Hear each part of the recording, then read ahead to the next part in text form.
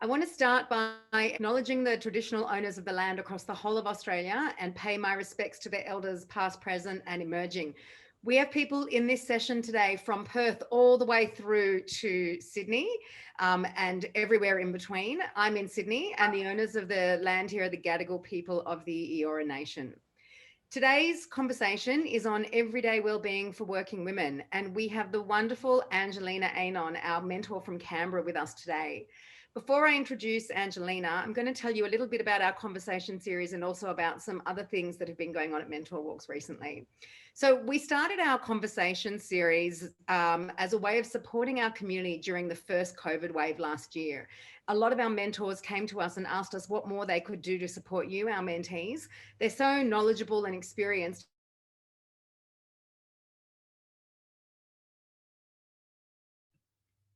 Apologies, I just realized that I was on mute. Did any of you hear any of that? Yes? Okay. I'm going to start from the previous paragraph. Today's conversation is on everyday wellbeing for working women, and we have Angelina Anon, our wonderful mentor from Canberra, with us today. And before I introduce her, I'm going to just talk you through a little bit about our conversation series and also some other things that are going on at Mentor Walks at the moment. So we started the conversation series as a way of supporting our community during the first COVID wave.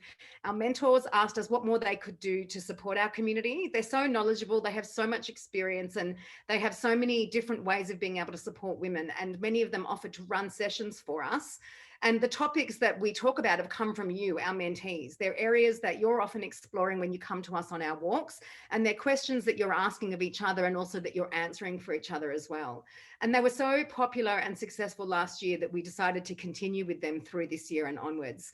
Today's our 12th conversation, and so far we've had topics like fear of losing your job, driving your career in a downturn, knowing your strengths to drive your success, which was one run by Mim, who's here today, getting your idea off the bench and into the game, how to recession-proof your finances. We had a session recently on networking and also one on lifting your professional profile for career success. We post them on YouTube on the Mentor Walks channel. So if you'd like to see any of the others, or if you want to share today's session, please let people know if you think they'll benefit, and always you can catch up on the ones that you haven't seen in the past. Other things going on at Mentor Walks. We've got a walk in Melbourne this Friday morning. The Lord Mayor Sally Capp is mentoring this week, and there are still a few tickets available. So if you jump onto our website, you'll be able to find the link to be able to purchase those tickets. We've got our walk in Wollongong next week. Due to the current Greater Sydney lockdown, we've changed that over to a virtual event. So if you know anybody in Wollongong, there are tickets available for that. And we've also got Brisbane next Friday, which, depending on what's happening with their COVID scenario, we may change that to virtual as well. And then our next conversation series is on the 29th of July. That's with Barbara Livesay, and it's on preparing for a job interview. So please follow us on social media for any upcoming events. And please, after this event, make an effort to do one good thing for another woman. Mentor Walks is all about women supporting women and about feminist leadership. And so we ask you, please, when you walk away from this experience today, to do one thing, big or small, for another woman. It could be something little like telling somebody about Mentor Walks and sending them a link to our website, or something big like publicly calling out an injustice when you see it. But whatever it is, please pay attention and consciously do something for another woman after this. So on to today's conversation. I think we all have a sense of what well-being is, or what we think it is, what it means to us and how it relates to our lives. Angelina is going to take us beyond the common definition of well-being and expand our understanding of what it really means. She's also going to help us explore the tools that are at our disposal, help us understand what we're good at, and also what we can improve on. Angelina facilitates and coaches wellbeing and leadership programs, specializing in strengthening the confidence and resilience of senior professional women. She's worked with hundreds of individuals and teams in banking, energy, accounting, the law, education, local and state government departments, and she helps them become stronger and more courageous versions of themselves, for themselves and also for those that they serve. Angelina is one of Australia's most experienced practitioners in applying positive psychology, wellbeing science, and strength-based approaches at individual, team, and organisational levels. She is also a lecturer in the Business and Economics faculty at Monash University, teaching a positive psychology-based leadership development unit. When we were talking together about this session earlier in the week, Angelina mentioned that it's not going to be the kind of discussion on well-being that we all expect. So I'm really looking forward to this session, and I'm looking forward to learning something new. Angelina is going to be talking us through the session, and she'll be asking questions throughout. We're going to leave the chat open, so please post your answers in the chat. Your answers will help her shape the direction of the conversation. So I'm going to step aside now and let Angelina take it from here, and I'll be back at the end for a quick wrap up. Thanks so much, Adina. That was a very generous introduction. I really appreciate it. And it is just, oh my goodness, it's so it's quite emotional actually seeing some of the faces that I can see, because I've got many friends in Melbourne. So for those of you who may or may not know, I am actually a Melbourne girl, but I moved to Canberra earlier this year. So it's lovely to see some of my friends and neighbours in Melbourne online, and also to see some people from my childhood online too. So so welcome everybody, and hello to all of those who I mentioned who I haven't seen for a while. So I'm just going to pull up my trusty slide deck. And I hope that while I'm doing this, people are taking notice of my bookcase, because my daughter custom organised it for me so it would look nice in shot. So it's meant to make me look learned. Thank you, thank you. Actually, Adina noticed that it was colour-coded. I hadn't even noticed that fact, but yes, I'm very pleased with what she did. She told me I couldn't go on screen with such a messy bookcase. Okay. Every day. Oh yes, and sorry, I've just seen in chat too, because I'm leaving that open if anybody's got questions or anything. That I've got some maps to friends. So MAP is the Master of Applied Positive Psychology at Melbourne that I completed last year. So one of the things that I think is actually really important to mention, particularly given that we're talking about well-being here tonight, is that for many of us, in fact, probably most of us, our well-being is impacted by what's going on in this current COVID situation. So we've got half of the country in lockdown at the moment. I think it's, look, my maths isn't great, to be honest. So I believe it's roughly half. But I thought I'd start by just doing a bit of an activity. So there are two separate kind of questions.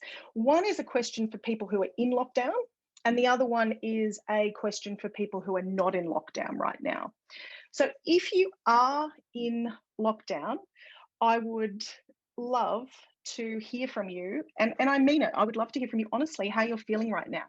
Now, having spent a lot of last year in lockdown as someone in Victoria, I do understand the roller coaster, and I understand the differences for people, and sometimes differences on different days. So anything is fine. There'll be some people who'll be saying, oh, look, you know, I'm having a great time. I needed the downtime. And there'll be other people I can see, some frustrated, some blah, keeping on going, lacking inspiration. Great. So we've got lots coming through about, and yes, so today frustrated. That's exactly right. It could be different tomorrow. If you're not in lockdown, so if you're one of the lucky people like me who's not, I would love you to put in some words of lockdown love for our friends who are. Now, I think this is really important, because as I think a lot of us, or those of us who watch the news cycle, are aware, there's a lot of conversation around about how divided Australia is along state lines at the moment. And I'm not loving that. I don't think it serves us well. So I'd really like for us, particularly for those of us who are not currently in lockdown, to share something, you know, positive, uplifting. It can just be a word with those who are not. So let's have a look.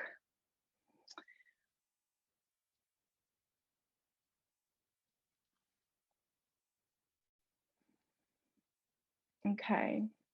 So people are saying that they feel some feel isolated, some are lacking in inspiration, blah, tired, unmotivated, Groundhog Day, calm, in love with life, frustrated.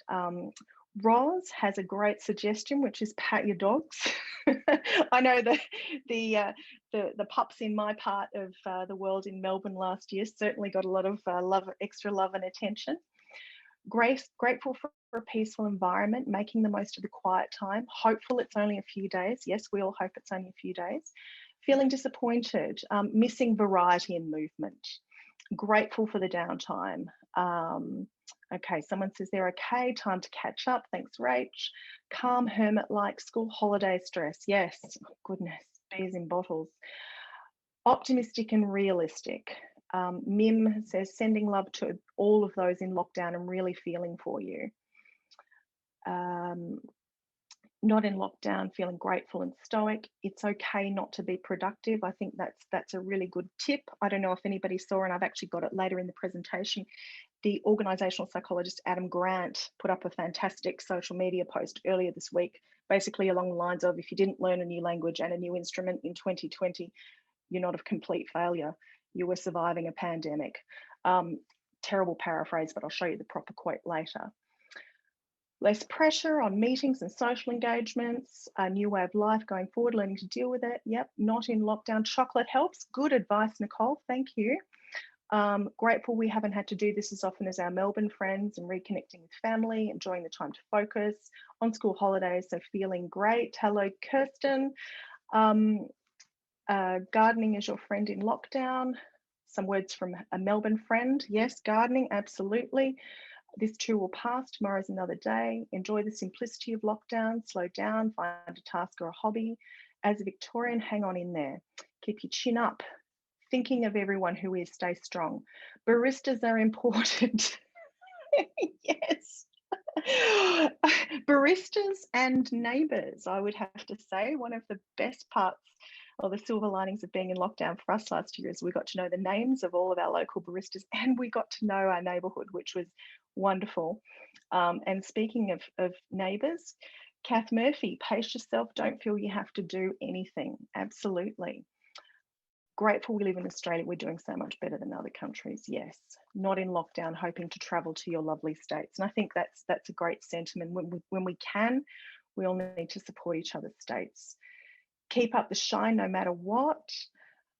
You will get through the other side stronger. Thank you, Nat. Hi, Nat. Thinking of you all. Be kind to yourself. Not in lockdown. Thank you for holding steady and supporting us all through your everyday efforts. Big change starts small. Thank you, Tony. That's a beautiful sentiment, and one that I really feel too. I really do want to thank those of you who are in lockdown, because you're not just protecting people in your own cities and states, you're protecting all of us. Stay strong, be kind. Sending you positive vibes, thinking of you, love the people around you. Sending lockdown love from Melbourne. Not in lockdown, walk every day, even if it's just for 10 minutes. Yes, get out and get some vitamin D, even if the weather's not great. Feeling resigned but hopeful. Yeah, and that's right. Sometimes we can feel, a bit of this and a bit of that, and they can be opposite ends of the emotional spectrum, and that's normal. Even if you have a balcony or a community garden, it's good to get lost in the dirt from your Melbourne friend thinking of you. Anxious re-traveling to my kids in Adelaide next week. Yeah, I can understand that, Amanda. It's an anxious time around travel. Not in lockdown, but sending positive vibes, warm feels from the cold capital. So Sadaya, does that mean you're in Canberra too? Not in lockdown, but still feel for those who are. Take advantage of not having to commute. Sending lockdown love from Ngunnawal country. That's the country I'm in too. Hello, Kate. Stay connected, check in with neighbours, and yes, chocolate. The other thing I would say is, for those of us who aren't in lockdown, and I know it's not within everybody's means, but send parcels. Send parcels to friends interstate, or cards, or even text messages. Just let them know we're thinking about them. I am spending some time on these because I think it's quite important for all of us to really get a sense of what's happening around the country at the moment and how people are feeling, and also to share some of the love.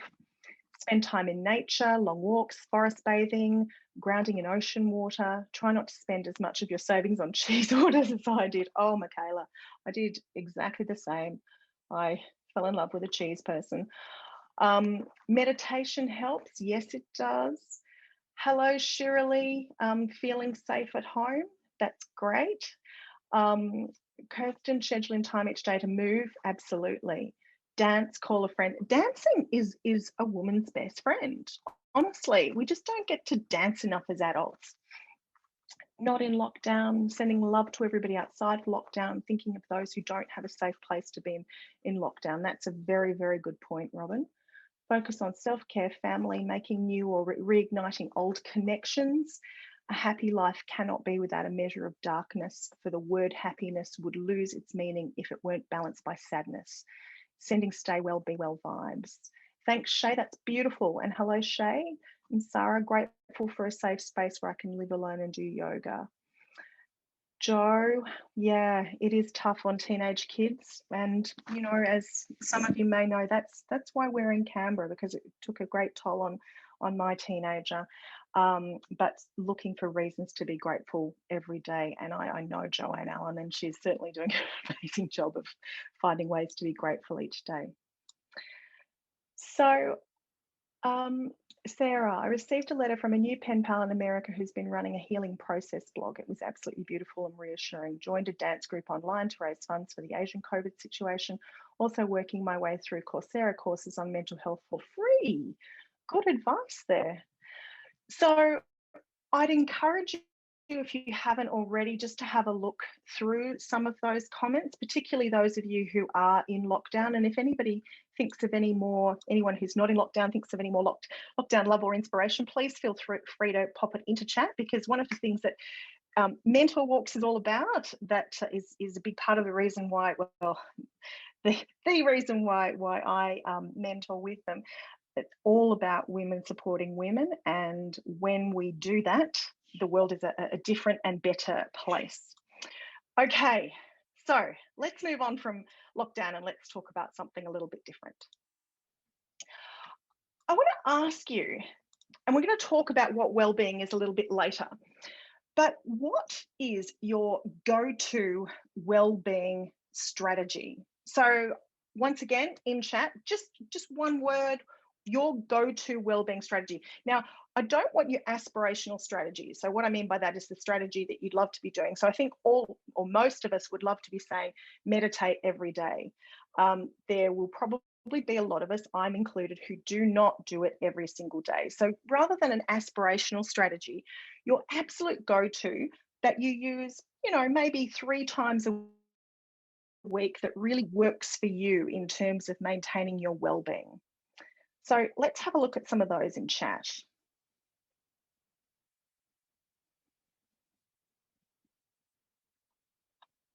Oops, a daisy, there's mine. I wasn't meant to come to that one so quickly. There are some of my go-to wellbeing strategies. Now, bear with me. I've just lost the chat for a moment. There it is. Okay. Okay, calm, mindfulness, sit in the garden, cooking, okay, walking, yoga, exercise, playing with dogs, walk or coffee, yep, running, eating healthy, walking, ride, reading.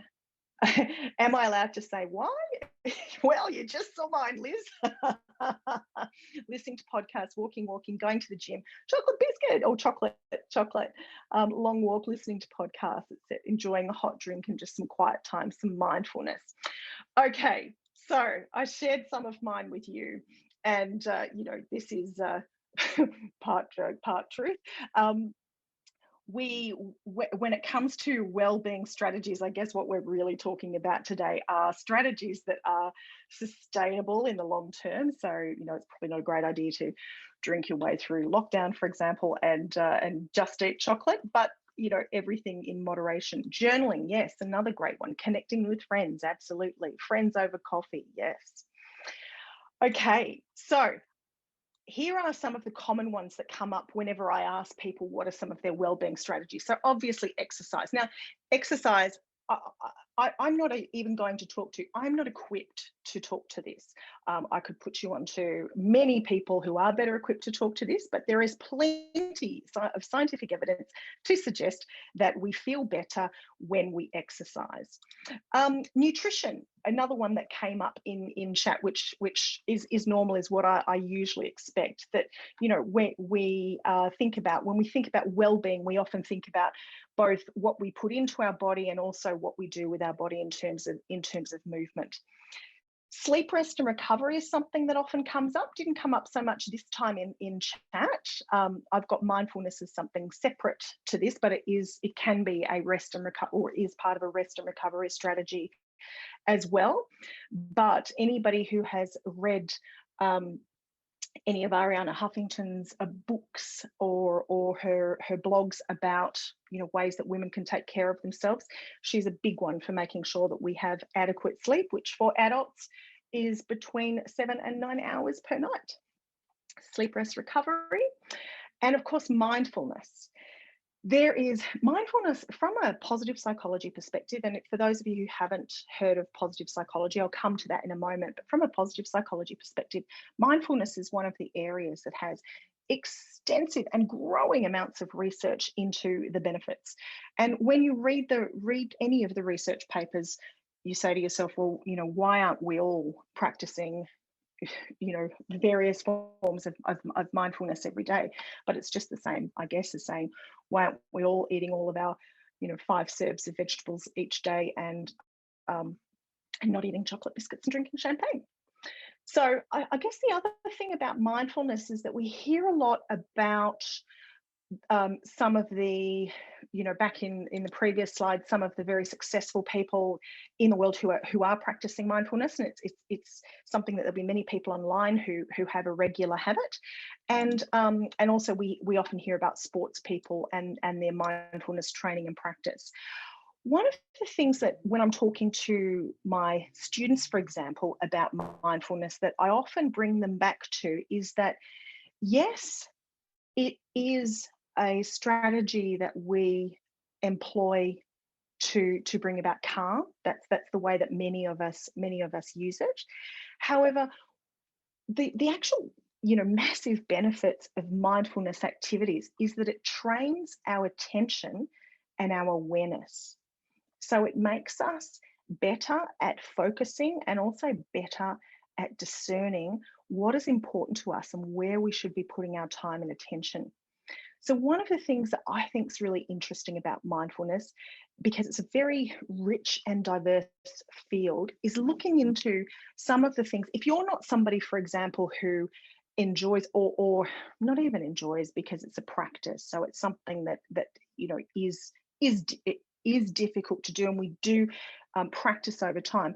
But if sitting in a position and focusing on your breath for certain periods of time is not going to work for you, the good news is there are so many other different kinds of practices that you can look into and try.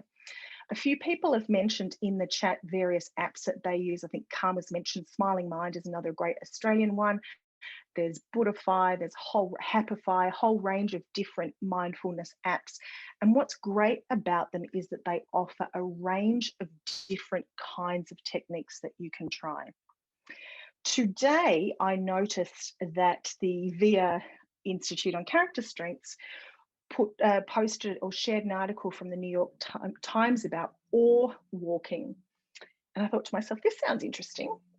And then I had a bit of a look at the article and I went, oh, I was doing a whole lot of that in lockdown, which was essentially walking and kind of taking in the beauty of nature and the beauty of the moment, and just really noticing and paying attention and delving into the richness. So if mindfulness is not yet something that you've incorporated into your practice, dig a little deeper, have a bit of a search and think about what are some of the practices that might actually work for you. It doesn't have to be about either sitting cross-legged or lying on your back and focusing on your breath. It can be something different. And then, of course, self-care is one that often comes up, various different forms of self-care. And self-care, what does it mean? It means whatever self-care means to you. And, you know, even that, so absolutely, we've got Rachel talks about exercise allowing her to be mindful, and I've certainly heard runners talk about using, people who enjoy running talking about using running as a mindfulness technique, and Liz talks about taking a break by slowly peeling and eating an orange or a mandarin very slowly and deliberately. And it's interesting, Liz, because even just reading that, I can imagine the smell of the mandarin and the texture of the rind. So these are also mindfulness activities.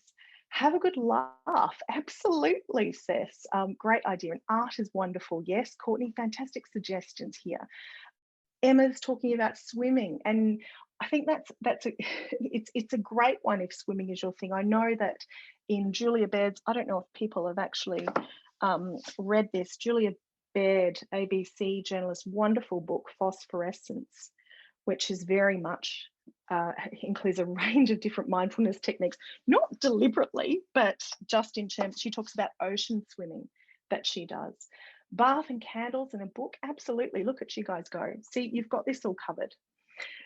So I guess the other, cold water swimming. I guess the other piece that we need to be thinking about when we're thinking about health is mental health. And I've put a few stats up there. I'm sure many of us are aware of the, as well as the COVID pandemic that's occurring at the moment, the mental health pandemic that is also occurring within within the world. It's not even just limited to the Western world. So often when we're thinking about well-being, we instantly go to the physical. And then when pushed a little bit more, we start to think, we add mental health to the equation as well, or we consider the absence of mental health as being well-being. But I actually want us to think a little bit more broadly than that. So, and look, I'll put these numbers up here because when it comes to, taking our mental health seriously, if we need professional help, we need to be seeking it from the right people. And we are fortunate in Australia to have some amazing not-for-profit organisations who, as a starting point, can point us in the right direction. So I want to talk a bit more about well-being and some kind of thoughts about what well-being is. And one of the things that I did during lockdown, which wasn't meant to be during lockdown, but it turned out that way, was I completed a master's degree in positive psychology. So I have been really fortunate to have been involved with this emerging field of psychology since its inception. And it happened to me by accident. I was actually an executive in an organization and I was offered coaching. The CEO said to me, it might be good for you to actually have some coaching. And the person who was assigned to me at that point for a few coaching sessions had just come back from the University of Pennsylvania and had met Professor Martin Seligman, and was telling me about this new strengths inventory that he and a team of researchers were pulling together across the globe. And that was where I started to learn about positive psychology and kind of delved into as many of the tools as I possibly could initially for myself. And then as I became a coach and worked with more and more women in leadership development, used it with working with individuals and then in team and organizational contexts. So positive psychology kind of started out focused on defining itself, and a lot of the words that we used, and I have this on my bookshelf behind me, lots of books with the word happy in the title for the first probably 5 to 10 years of positive psychology. It's now in its third decade, so it's just over 20 years old. And now we're at a point, so I'm skipping a whole lot of history here, but now we're at a point where positive psychology talks about itself as being the science of well-being. And what exactly is well-being? Well, the academics can't agree on what well-being is. There's no agreed academic definition. There's an OECD definition, which I've spared you of here, but you can look up very easily.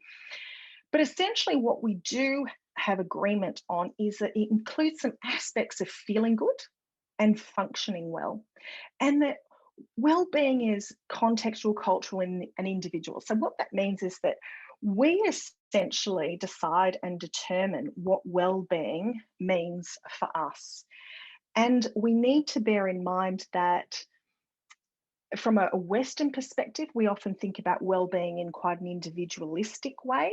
Interestingly, bringing COVID into the equation, we perhaps have had to think about well-being in more of a collective way, and I think that was certainly one of the things.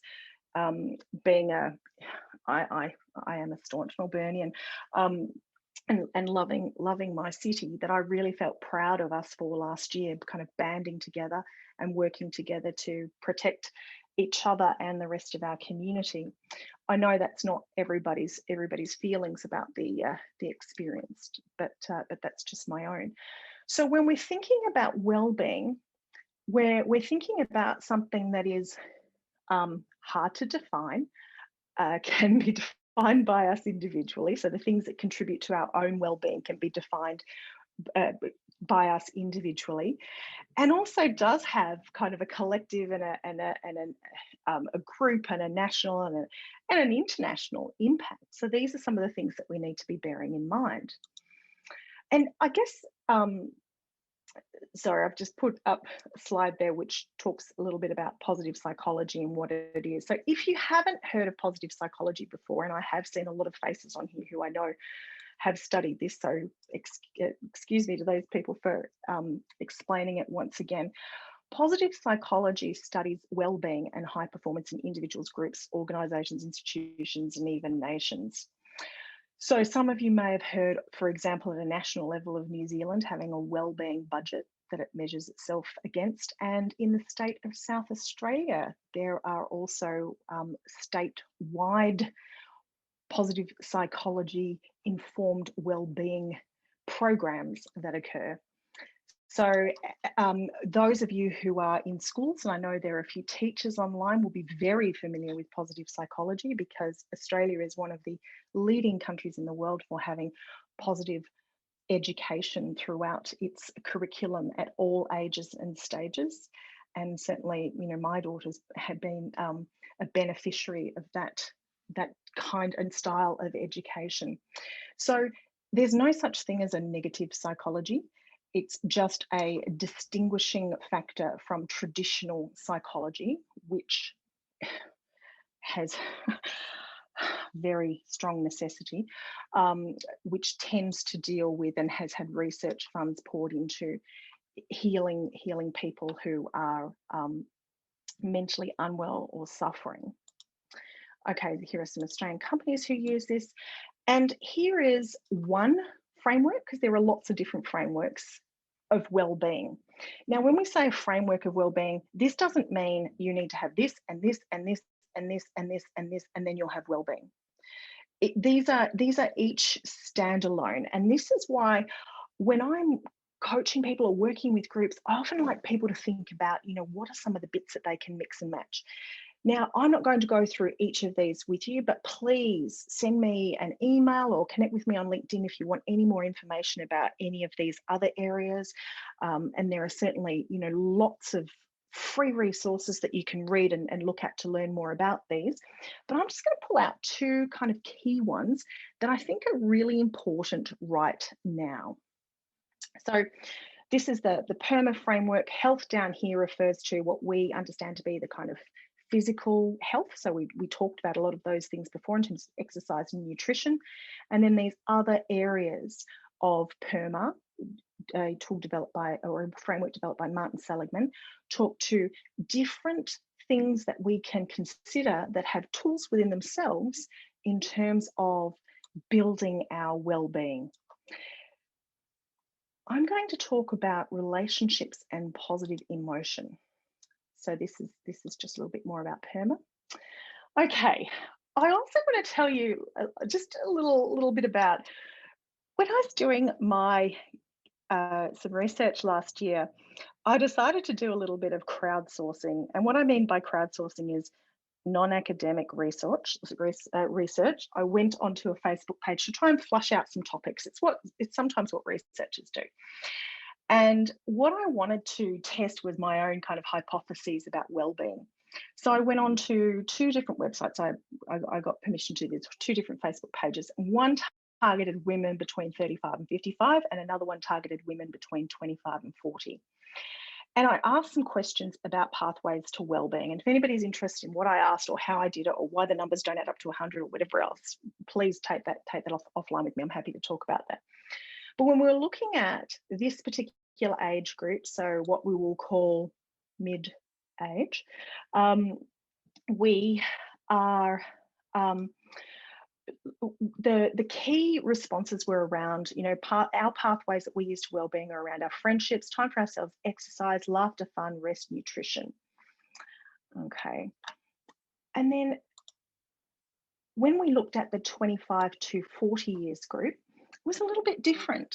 So we had 29% saying that, pathways to wellbeing for them were around self-acceptance and self-compassion, putting themselves first. Yes, friends also, feeling confident, and also around self-care.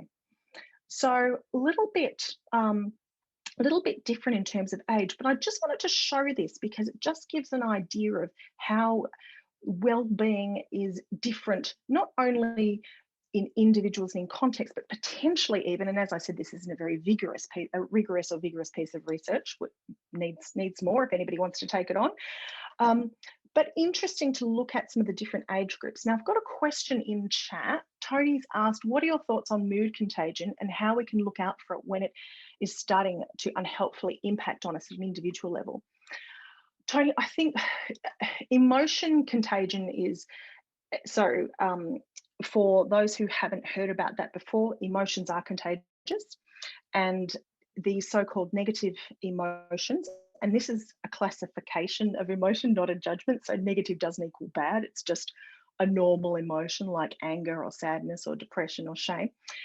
And a positive emotion is an emotion like joy or interest or curiosity or awe or gratitude or love. So emotions, both positive and negative, all emotions can be contagious. Unfortunately, the negative emotions do have a stronger contagion, a stronger level of contagion. So yes, that can impact moods, particularly in groups and communities. I think if you're asking my thoughts on it, I guess my thoughts are that, yes, I've read quite a bit about it. I've seen it in action. I've talked to groups about it. And I think that, some of the best strategies are actually having a discussion about it. And, it's without knowing situations, it's always about doing so in a way that is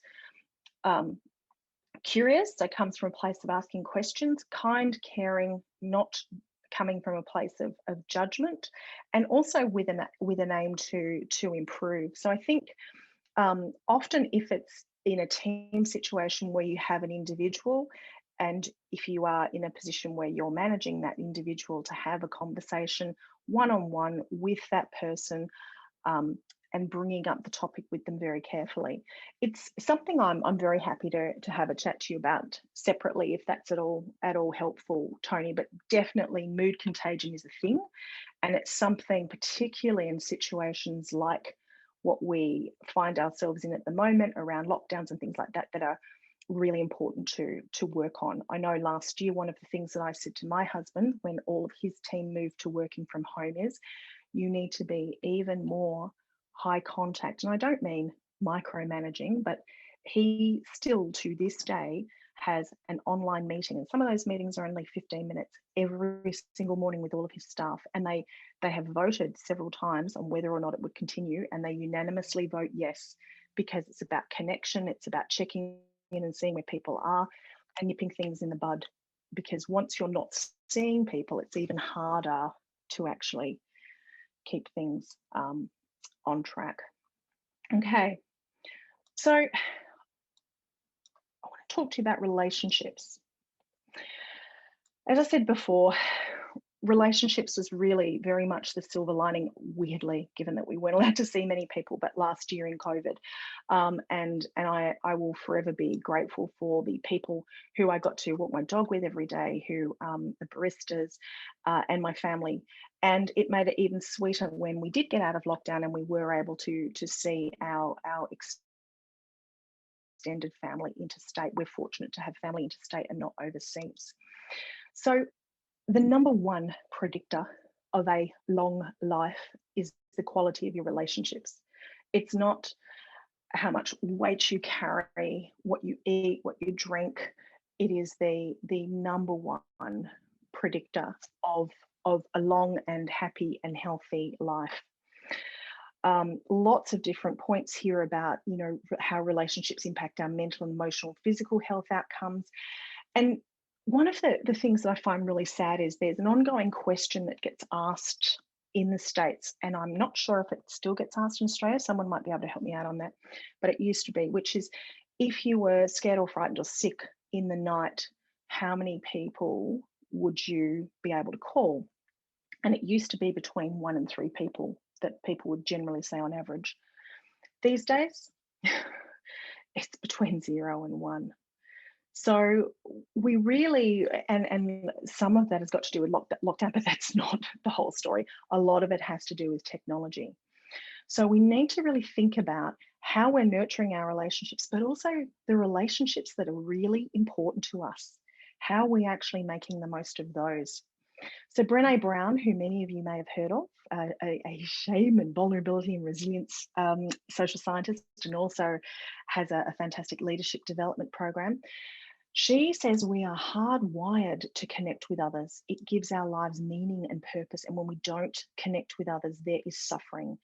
And connection, yes, face-to-face connection, but also good quality connection where we're really paying attention to people. Relationships during COVID look a bit like this. But I've got some tips here that come from, you know, some of the pieces of pos psych that I think are really useful for relationships. The first one is about taking a strengths-based approach. So that's very deliberately looking for the good in relationships. So, and when I say looking for the good and noticing their strengths and noticing what is uniquely them, sometimes when we see good in people, we see our own strengths reflected back at us. We're very good at seeing the things that we have as our own strengths or that we value. We're good at seeing them in other people and seeing them reflected back at us. What I really want you to do in terms of developing your relationships is noticing the good that is uniquely those people that may not necessarily be a similar strength or quality that you have. And you may even, you know, be curious enough to ask the person about that. Be someone who notices, particularly right now with lockdown. Check in on people. Put your phone away at meals and cafes. We have in our house a no phone at the table at any time. No phones in bedrooms either. When you're out and about with others that you care about, put your phone away or at least put it on silent. Remember birthdays. It's another way of connecting with people. You know, maybe with colleagues, remembering their favorite coffee or buying them a coffee every now and then. There are lots of different things that you can do, but notice what's important to other people or notice what they like and respond to that. And then this third tip, and this is something that I really strongly suggest people have a look into. I'm going to just type it in chat, is active, constructive responding. It is a game changer in relationships, personal, all kinds of relationships, including our closest personal relationships. And that is being happy when someone else succeeds and actually celebrating it. So not doing the low key, oh, that's nice, you got a promotion. That's going to mean I'm going to have to cook dinner every night. But actually genuinely, wow, that's fantastic. You've worked so hard for this. Tell me everything about the conversation that you had. I really want to listen and understand what this means for you. You know, what are you looking forward to? So capitalizing on other people's good news. Now, getting curious, asking questions. I'm just going to noticing and appreciating. So This is an activity that you might want to take a screenshot of, take away and have a go at, which is about boosting a relationship with someone important in your life. So if you think of a person whose relationship is very important to you, maybe write yourself some notes about them. Think about what you appreciate, what value they add to your life. Write some very specific positive feedback you could give them. And then have a think about what you might do with that. You might actually give that to that person, send it to them in a card, read it to them, sit down over coffee and talk to them about that. You might not, but really notice, appreciate, and communicate those who are important to you. I was going to do this in chat, but I noticed we've only got 15 minutes to go, and I did want to leave a bit of time for questions. And there's one more thing that I did want to discuss with you. So what you might want to do this, but it's really just to think about one person and think about, you know, what it is that you appreciate about that important person. And I'd encourage you to actually think beyond the, you know, maybe you do want to do a partner or a child if you're a parent, but maybe think beyond that. Maybe think about a colleague who you wouldn't necessarily normally express your appreciation to, but you might want to share something in chat about somebody who is important to you and has a particular quality or something about them that you really appreciate or admire. I'll leave that with you. And then what would you do next with that? So emotional literacy. So we all feel hard emotions unless we're a sociopath. That's fact. And this is normal. Hard emotions are normal. We know why we have the so-called psychologically classified negative emotions. They protect us. So when we're talking about negative emotions, we're talking about shame, anger, sadness, depression, overwhelm, underwhelm, fear, etc. And they evoke a physiological and a psychological response that puts us into fight or flight mode. So that is why we have those emotions. And we've known for a very long time why we have those emotions. And I love the work of Susan David. So if you haven't already had a look at this book, have a look at Susan David's book, Emotional Agility. She talks about how we need to be, how tools and strategies we can use to have a better understanding of our own emotions and how we can manage ourselves and also others, not manage others' emotions, we can't do that, but how we can actually get a better understanding and literacy around emotions. Emotional literacy is the key. Brené Brown says that emotional literacy is the foundation of resilience, empathy, compassion, and self-awareness. So on her leadership development programs, one of the things that she teaches is emotional literacy. Her research found that most adults, and we're talking about educated adults too, if you ask them to name emotions, they can usually name 3 different kinds of ones that fall within the sad, mad, glad. So, you know, what we need to be thinking about is a much broader range of emotions. And I've got a feelings wheel here, and here are some of the paths that Brené talks about in terms of building emotional literacy and empathy skills. So that might be something you want to have a look at. And Brené Brown also talks about that in her book, Dare to Lead. One of the things that really excites me from positive psychology, and it's something that's been around for quite a while now, 20 years, it's the 20-year anniversary this year, Barbara Fredrickson's Broaden and Build. And what this is she and her team looked into why human beings have positive emotions, which I think is fantastic because I've never thought about it before. I just thought it was because they were nice. And what she found through a whole range of really cool research, now she has a book called Positivity, she has various different TED Talks. Google Barbara Fredrickson and have a look at some of her work if you're not familiar with her.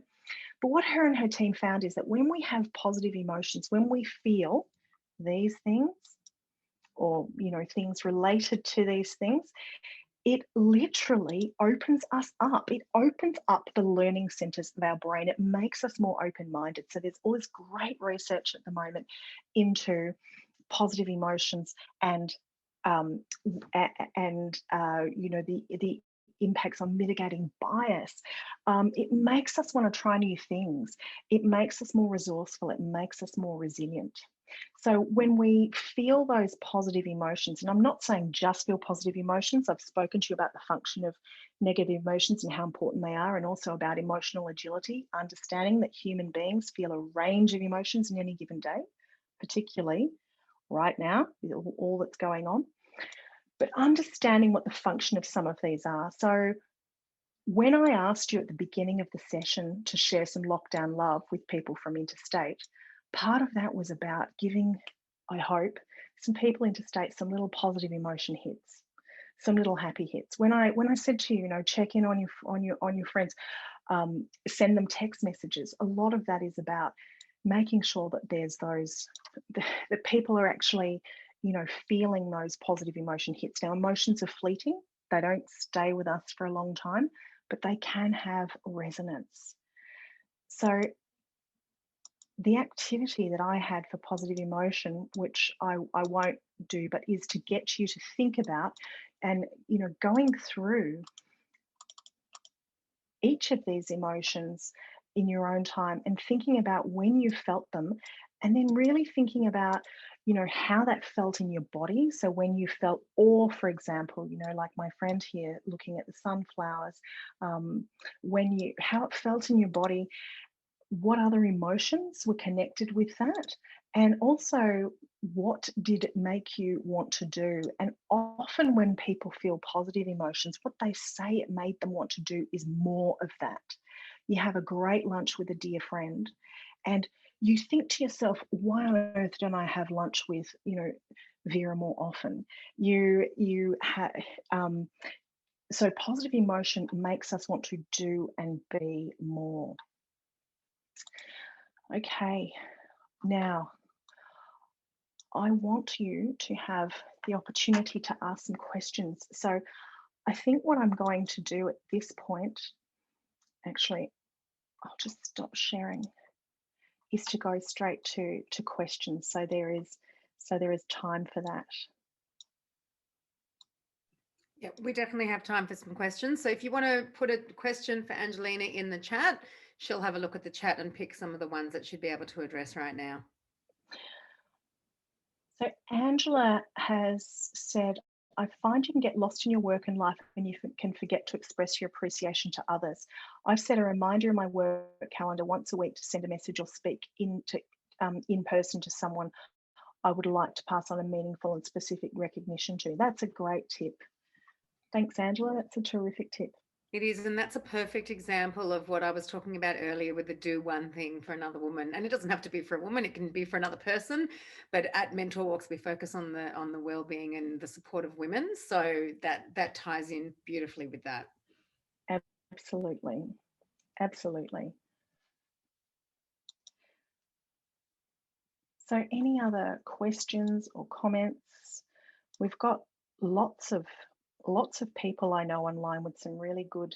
My question is above Sarah. How do we keep friendships and relationships alive given how disconnected most people feel in an unpredictable lockdown situation? That's a great question. So I've got some thoughts on that, but I'm going to throw it out to people. What are some of the ways that people, because we've got lots of Melbourne people online, lots of people who've been in lockdown before, what are some of the ways that you've kept friendships alive?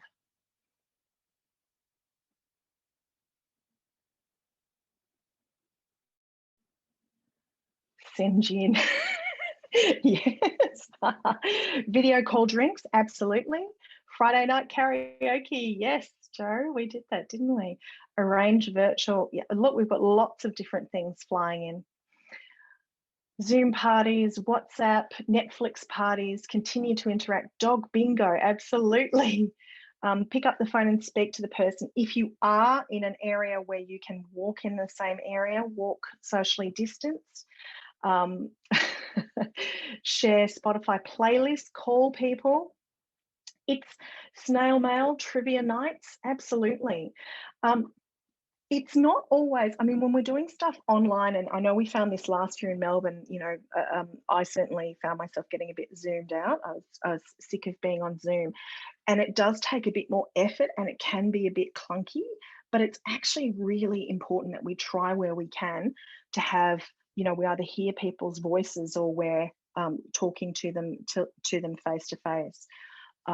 As I said, yes, Spoonville, they were gorgeous last year when all the kids put Spoonvilles. Oh, we've got a Spoonville mentioned a couple of times. Book club, absolutely. We had one of our neighbours ran wine tasting, online wine tasting. So many great ideas. The issue is disconnected, likely depressed friends. Sadly, such friends don't respond to social cyber activities. Yeah, that's really hard. I am happy to have a conversation separately with you about that, Sarah, because it's hard to actually know whether it's something more serious that needs to be spoken about more seriously, or whether it's, you know, yeah. So maybe we should have connect with me on LinkedIn, and maybe we should have a discussion about that separately. Yeah. Courtney, can I talk about the importance of having hard emotions, or what the red flags are, or what to be mindful of if people aren't showing these? Yeah. So, in terms of importance, I guess when we're talking about hard emotions, and I know I use that word, but I'm imagining, Courtney, that we're talking about what is classified in psychology as the negative emotions, so anger, shame, sadness, etc. What are the red flags if people aren't showing them? So I guess the red flags are usually two things, and one is anger and one is shutdown. And shutdown and anger often hide beneath. Brené Brown's actually got a beautiful iceberg model that she uses, which shows what anger and shutdown can sometimes mask. And with that, often it's about asking questions, trying to sit down and have a conversation, ask people questions about how they're feeling. The importance of having hard emotions, I think it's more that they're natural and we're going to have them. and that we need to have an understanding of when they tip over the edge and become something that really needs professional help and assistance. But also, Courtney, I'm happy to talk to you about that one too, if that's something you want to take offline, because it's not always, you know, it can't always just be something that you solve through having a discussion with a layperson.